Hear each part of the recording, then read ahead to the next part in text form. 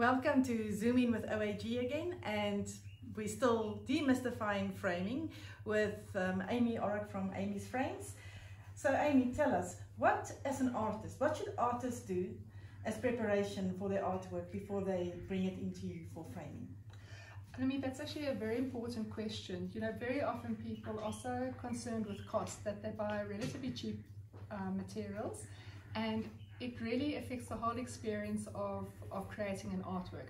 I will start with painted works on canvas. Mm-hmm. It's quite important to know when you start off what you want to do with the artwork. If you wish to have it framed, box framed, just a traditional frame put on it, because it will affect the stretch which you choose. There are different types of backgrounds you can paint onto. There is your cotton duck canvas, which is very good and traditional. It gives a nice grip. Mm-hmm. You get a synthetic polyester canvas, which is a very tight weave. It's nice for very fine and detailed work because it's a very smooth surface and incredibly strong. It's a bit stronger than cotton duck. Oh.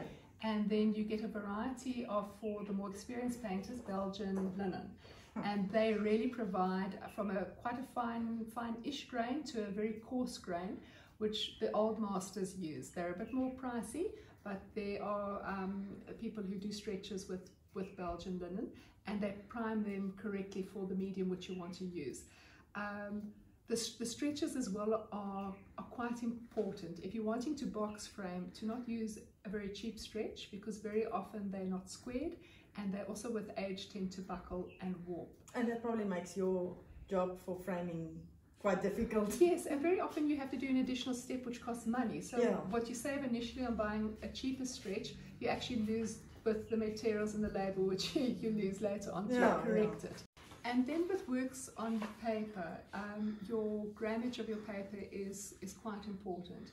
If you're wanting to, what is very trendy nowadays is to float works, is to use a thick enough quality. Don't use something which is too thin, because the paper will warp.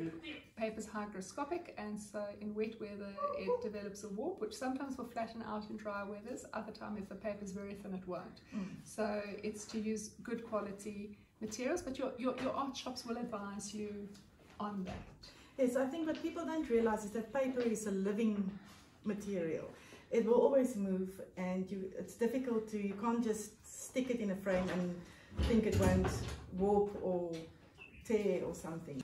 And then just with your materials, just you don't need to buy the most expensive artist grade materials, but buy something which is going to give you enjoyment when using them. If it's a paint, it needs to be a good student's paint.